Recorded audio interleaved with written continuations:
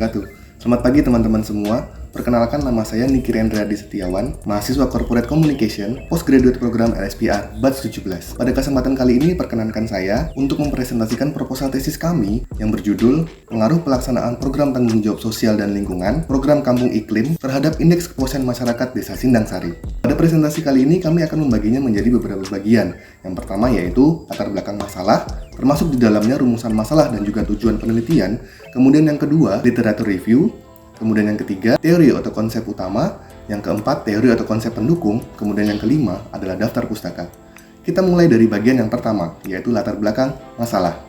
Penelitian kami ini mengambil studi kasus pada PT PLN Persero UPDK Mahakam yang terletak di kota Samarinda, Kalimantan Timur. Dilatar belakangi oleh berdirinya mesin-mesin pembangkitan yang semula berada jauh dari pemukiman masyarakat, namun akibat pertumbuhan penduduk dan juga populasi yang meningkat di Provinsi Kalimantan Timur, akhirnya saat ini pembangkit tersebut berada di tengah-tengah pemukiman masyarakat. Nah, PT PLN Persero UPDK Mahakam, salah satu dari beberapa unit kerja PLN yang ada di Pulau Kalimantan yang beroperasi di bidang pembangkitan, khususnya di Provinsi Kalimantan Timur, Kota Samarinda dan juga sekitarnya. Nah, dalam hal ini, PLN UPDK Mahakam mengoperasikan 3 jenis mesin pembangkitan. Yang pertama yaitu PLTD atau pembangkit listrik tenaga diesel, kemudian yang kedua PLTMG atau pembangkit listrik tenaga mesin gas, kemudian yang ketiga PLTGU atau pembangkit listrik tenaga gas dan uap. Dahulu, pembangunan mesin-mesin pembangkit ini sebagian besar berlokasi jauh dari pemukiman masyarakat. Namun seiring dengan berjalannya waktu dan pertumbuhan populasi di Kalimantan Timur, saat ini mesin-mesin pembangkit tersebut berada di tengah-tengah pemukiman masyarakat. Mesin PLTD dan juga PLTMG ini dikategorikan sebagai mesin pembakaran dalam yang berdasarkan peraturan Kementerian Lingkungan Hidup dan juga Kehutanan nomor 11 tahun 2021 tentang baku mutu emisi mesin dengan pembakaran dalam, menyebutkan bahwa usaha atau kegiatan yang menggunakan mesin pembakaran dalam yang berpotensi menyebabkan pencemaran lingkungan perlu dilakukan pencegahan pencemaran udara melalui penerapan baku mutu emisi. Oleh karenanya, pada mesin pembangkitan di PLN UPDK Mahakam selalu dilakukan pengukuran baku mutu emisi tiap semesternya untuk memastikan tidak ada pencemaran udara di sekitar wilayah operasional mesin-mesin pembangkit ini. Nah, pada gambar berikut dapat dilihat bahwa contoh hasil pengukuran baku mutu emisi di PLTMG Bontang dan PLTD Samarinda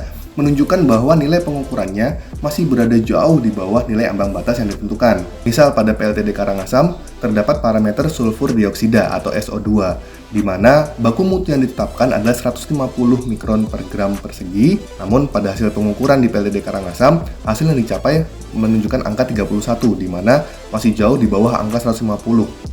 Sehingga bisa dipastikan bahwa mesin-mesin pembangkit tidak mengeluarkan emisi yang berbahaya bagi lingkungan. Namun, berapapun hasil pengukuran yang didapatkan, tentunya hanya berpengaruh kecil terhadap visual yang nampak di lapangan oleh masyarakat awam. Contohnya gas emisi yang dihasilkan pada footage pembangkit listrik tenaga mesin dan gas di atas, jika dikorelasikan dengan tradisi semiotika, akan menghasilkan interpretasi terhadap asap yang keluar dari cerobong dengan sesuatu yang negatif dan juga berbahaya. Tentunya hal ini sangat berpotensi menimbulkan konflik di sekitar wilayah operasional pembangkitan oleh masyarakat, LSM, dan juga pegiat lingkungan lainnya. Sedikit contoh konflik yang terpublish ke media adalah pada kasus berikut. Dari CNN, PLTU Batubara bikin polusi, isap 5,1 triliun rupiah per tahun. Kemudian dari Tempo.co juga ada, sebab polusi udara, bagaimana dengan pembangkit PLN di Jakarta? Konsekuensi dari tereksposnya suatu konflik media sama halnya seperti memberikan surat undangan bagi pihak-pihak yang ingin mengambil keuntungan dari konflik yang terjadi. Oleh karena itu, sebagai upaya preventif dan juga pencitraan atas potensi konflik yang mungkin terjadi, PLN UPDK Mahakam menjalankan tanggung jawab sosial dan lingkungan atau yang kita singkat dengan TJSL atau yang dulu kita kenal dengan CSR dengan judul Program Kampung Iklim sesuai dengan hasil social mapping yang sudah dilakukan pada tahun sebelumnya. Nah, dalam pelaksanaan TJSL ini harus memenuhi unsur-unsur SDGs atau Sustainable Development Goals atau tujuan pembangunan yang berkelanjutan. SDGs ini adalah yang pertama, pembangunan yang menjaga peningkatan kesejahteraan ekonomi masyarakat secara berkesinambungan. Kemudian yang kedua, pembangunan yang menjaga keberlanjutan kehidupan sosial masyarakat. Kemudian yang ketiga, pembangunan yang menjaga kualitas lingkungan hidup. Serta yang keempat, pembangunan yang menjamin keadilan dan terlaksananya tata kelola yang mampu menjaga peningkatan kualitas hidup dari satu generasi ke generasi berikutnya. SDGs merupakan komitmen global dan juga komitmen nasional dalam upaya untuk mensejahterakan masyarakat sekitar yang menyangkut 17 tujuan, yaitu yang pertama, tanpa kemiskinan. Yang kedua, tanpa kelaparan. Yang ketiga, kehidupan sehat dan juga sejahtera. Kemudian yang keempat, pendidikan yang berkualitas. Kemudian yang kelima, kesetaraan gender. Yang keenam, air bersih dan juga sanitasi yang layak. 7, energi bersih dan juga terjangkau. Kemudian yang kedelapan, pekerjaan yang layak dan juga pertumbuhan ekonomi. Kemudian yang kesembilan, industri, inovasi dan juga infrastruktur. Kemudian yang ke-10, berkurangnya kesenjangan. Kemudian yang ke-11, kota dan juga pemukiman yang berkelanjutan. Kemudian yang ke-12, konsumsi dan juga produksi yang bertanggung jawab. Yang ke-13, penanganan perubahan iklim. Yang ke-14, ekosistem laut. Yang ke-15, ekosistem darat. Kemudian yang ke-16, perdamaian, keadilan, dan kelembagaan yang tangguh. Kemudian yang terakhir, yang ke-17, kemitraan untuk mencapai tujuan. Nah, tolak ukur keberhasilan penelitian ini adalah pengukuran Social Return of Investment atau yang kita singkat dengan SROI, memiliki nilai yang lebih tinggi dari nilai investasi yang sudah dikeluarkan oleh perusahaan, sehingga nilai yang sudah dikeluarkan memiliki efektivitas yang maksimal dalam pemberdayaan masyarakat. Dan sejalan dengan nilai SROI tadi, Indeks Kepuasan Masyarakat atau IKM menjadi tolak ukur secara keseluruhan terkait dengan program yang sudah dijalankan. Nah, pada penelitian kali ini, rumusan masalah yang akan dijawab oleh peneliti adalah yang pertama, berapakah nilai analisis Social Return of Investment atau SROI yang sudah dikeluarkan oleh PT PLN Persero PDK Mahakam terhadap program TJSL, program Kampung Iklim Sindang Sari. Kemudian yang kedua, bagaimanakah pelaksanaan TJSL program Kampung Iklim Sindang Sari ini dan investasi yang sudah dikeluarkan berpengaruh terhadap indeks kepuasan masyarakat Desa Sindang Sari. Penelitian ini sangat penting untuk dilakukan karena akan menghasilkan output yang dapat digunakan perseroan untuk yang pertama untuk memberikan landasan teori pelaksanaan TJSL di lingkungan PLN UPDK Mahakam. Kemudian yang kedua, untuk mengetahui bagaimana efektivitas biaya dalam pelaksanaan program TJSL yang dilakukan oleh PLN UPDK Mahakam. Kemudian yang ketiga, untuk mengukur citra PLN di tengah masyarakat sekitar terhadap proses bisnis PLN UPDK Mahakam di bidang pembangkitan. Kemudian yang kedua adalah literatur review.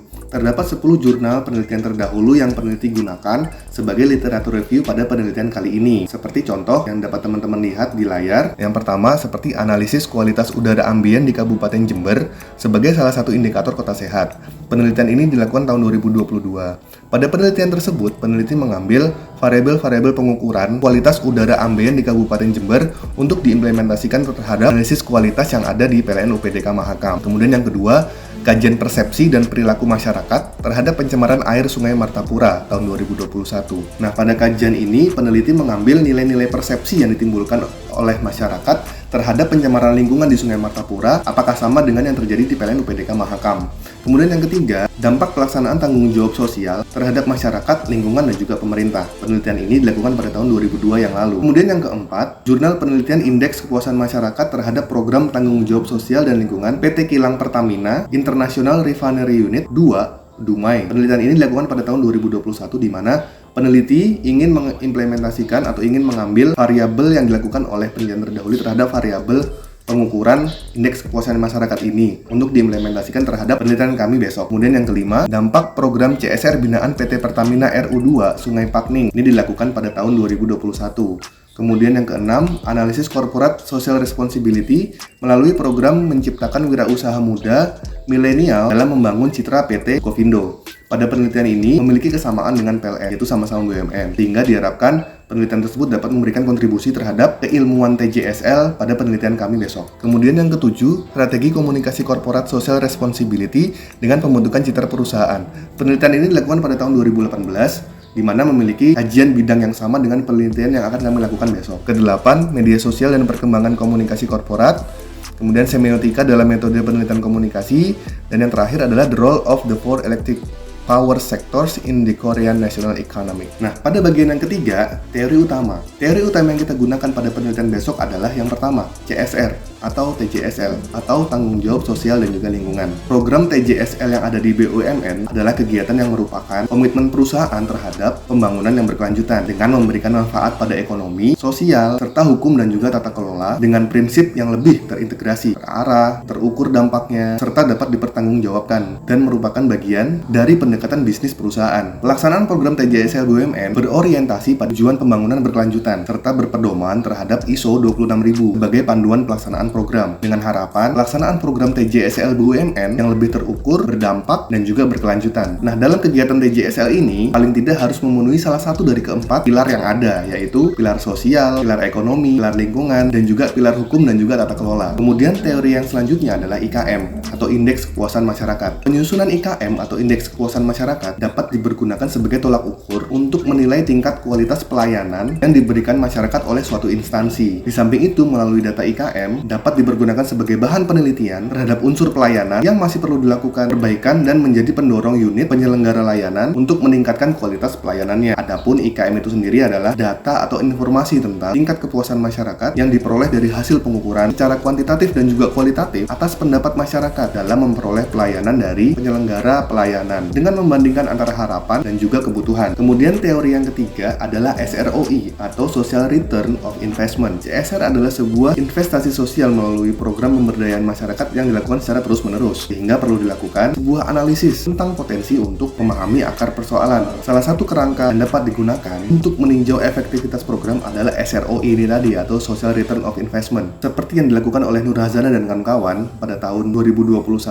pada jurnalnya yang berjudul Analisa Social Return of Investment dan Sensitivitas. SROI dilakukan untuk mengetahui dampak investasi terhadap munculnya manfaat atau perubahan baru yang signifikan bagi penerima manfaat dan masyarakat secara umum. Secara sederhana nih, SROI itu mengukur nilai relatif terhadap biaya investasi yang digunakan untuk mencapai manfaat tersebut. Hasil akhir perhitungan dari SROI ini adalah rasio dari net present value dari manfaat terhadap investasi. Misalnya nih, rasio 3:1 menunjukkan bahwa investasi sebesar 100 juta dapat menghasilkan nilai manfaat sosial sebesar 300 juta. Nah, kemudian yang keempat, teori pendukung seperti media publikasi, opini publik, dan juga citra. Penelitian ini menggunakan pendekatan tradisi fenomenologis dengan metode penelitian kualitatif dan juga kuantitatif, di mana tradisi fenomenologis ini berasumsi bahwa pengalaman sadar seseorang terhadap sesuatu fenomena merupakan sesuatu yang secara aktif dapat dipahami dan dapat digali lebih, sehingga mempunyai kemampuan untuk digunakan menjadi landasan teoritis. Littlejohn 2009. Tradisi fenomenologis ini memiliki asumsi bahwa kejadian atau kondisi yang hadir dalam lingkup pengalaman langsungnya dapat digunakan untuk memahami gejolak yang terjadi di sekitarnya. Dan dalam kutub penelitian kualitatif, tradisi fenomenologis ini berada pada wilayah yang paling subjektif, sehingga pengalaman nyata menjadi sebuah data primer. Sedangkan paradigma yang digunakan pada penelitian ini adalah konstruktivisme, di mana paradigma ini menganggap bahwa realitas sosial bersifat relatif, yaitu realitas sosial merupakan hasil dari konstruksi sosial. Pada kenyataannya, realitas sosial tidak bisa berdiri sendiri tanpa peran dari individu, baik di luar maupun di dalam realitas itu sendiri. Nah, pada penelitian kali ini, peneliti akan dibantu oleh pihak ketiga untuk mengukur dan menilai nilai dari SROI atau Social Return of Investment dan juga nilai IKM atau Indeks Kepuasan Masyarakat, sehingga hasil yang didapatkan merupakan hasil yang akurat dari perhitungan instansi yang kompeten di bidangnya. Kemudian yang kelima, daftar pustaka. Seperti yang teman-teman lihat pada slide, penulisan daftar pustaka pada penelitian ini mengikuti format penulisan APA 7th edition sesuai dengan peraturan yang ada di LSPR Postgraduate Program. Oke teman-teman, demikian presentasi proposal tesis yang kami sampaikan. Kami mohon masukan dan juga sarannya ya. Sampai jumpa.